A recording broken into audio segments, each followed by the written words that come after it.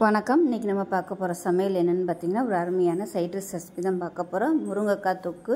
இது வந்து சாதத்தில் போட்டு பரட்டி சாப்பிட்றதுக்கு அருமையாக இருக்கும். ரசம் சாதம், சாம்பார் சாதத்துக்கும் தொட்டு சாப்பிட்றதுக்கு சூப்பராக இருக்கும். சிம்பிளாகவும் இருக்கும். ஸோ வாங்க இந்த அருமையான முருங்கைக்காய் தொக்கு எப்படி செய்யலாங்கிறத பார்க்கலாம். ஒரு பேன் எடுத்துக்கலாம். இதில் வந்து முருங்கைக்காய் வதக்கிற அளவுக்கு எண்ணெய் விட்டுக்கலாம். ஒரு 5 டீஸ்பூன் அளவுக்கு எண்ணெய் விட்டுக்கலாம்.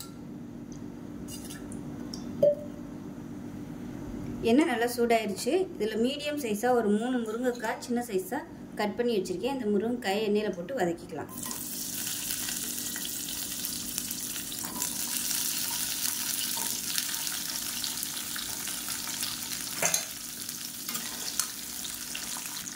இப்போ இதில் மேலாப்பில் 2 சிட்டிகை அளவுக்கு உப்பு வந்து தூவிக்கலாம்.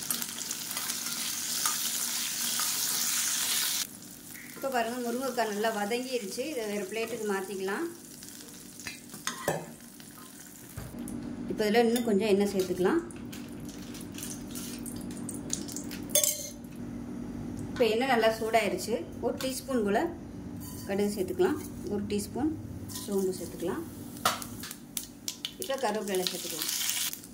இப்போ ஒரு 5 பல் பூண்டு தட்டி வச்சுருக்கேன், அதையும் சேர்த்துக்கலாம். இப்போ இதில் குழம்புத்தூள் வந்து 1 டீஸ்பூன் போல் சேர்த்துக்கலாம். இது கூடவே மஞ்சத்தூள் ஒரு 1/4 டீஸ்பூன் போல் சேர்த்துக்கலாம். அது கூடவே 1 டீஸ்பூன் போல் தனியாத்தூள் சேர்த்துக்கலாம். காரத்துக்கு ஏற்ற மாதிரி மிளகாத்தூள் நல்லா 1 டேபிள் ஸ்பூன்லேருந்து 1.5 டேபிள் ஸ்பூன் அளவுக்கு சேர்த்துக்கோங்க. காரத்தை போட்டு சேர்த்துக்கோங்க. இது எல்லாத்தையுமே லேசாக இந்த எண்ணெயில் வதக்கி விட்டுக்கலாம். இப்போ இதில் மீடியம் சைஸாக ஒரு பெரிய வெங்காயம் மிக்சியில் போட்டு அடித்து வச்சுக்கேன், அதை சேர்த்துக்கலாம்.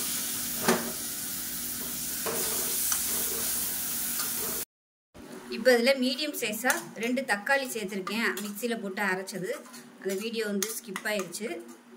அதெல்லாம் நைஸாக அரைச்சிட்டு சேர்த்துக்கோங்க. இப்போ இது வந்து நல்லா எண்ணெய் பிரிஞ்சு வரட்டும். இப்போ பாருங்கள், எண்ணெய் பிரிய ஆரம்பிச்சிருச்சு. இந்த ஸ்டேஜில் நம்ம வதக்கி வச்சுருந்த அந்த முருங்கைக்காயை சேர்த்துக்கலாம்.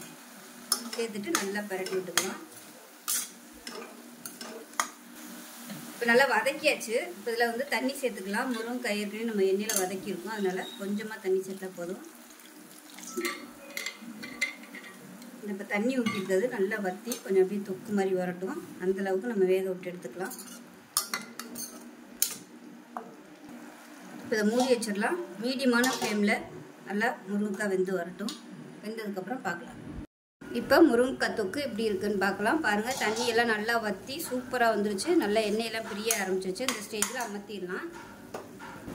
மேலாப்பில் பொடியாக நறுக்குன்னா கொத்தமல்லி சேர்த்துட்டு நல்லா ஒரு பரட்டி விட்டுக்கலாம். இது சூடான சாதத்தில் இந்த தொக்கை போட்டு பரட்டி சாப்பிடும்போது அருமையாக இருக்கும். ஸோ இதே மாதிரியே செஞ்சு பாருங்கள். செஞ்சு பார்த்துட்டு எப்படி வந்துச்சுங்கிறத சொல்லுங்கள்.